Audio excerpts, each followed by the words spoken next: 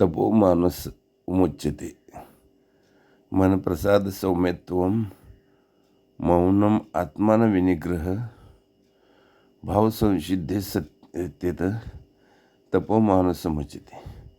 मनाचा प्रसन्नपणा, सौम्य वृत्ती, मौन धारण, आत्मसंयम आणि भावनाची शुद्धता हे सर्व मानसिक तप मानले गेले आहे.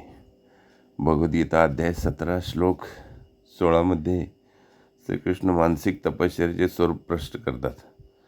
हे तप शरीर व वाणीच्या पातळीवर न होता मनाच्या स्तरावर होत असते.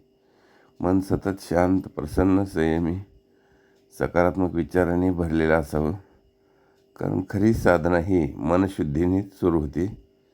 हा श्लोक अंतर्मनाच्या शुद्धतेचा आणि आत्मिक विकासासाठी लागणाऱ्या मानसिक स्थैर्याचा आदर्श मांडतो.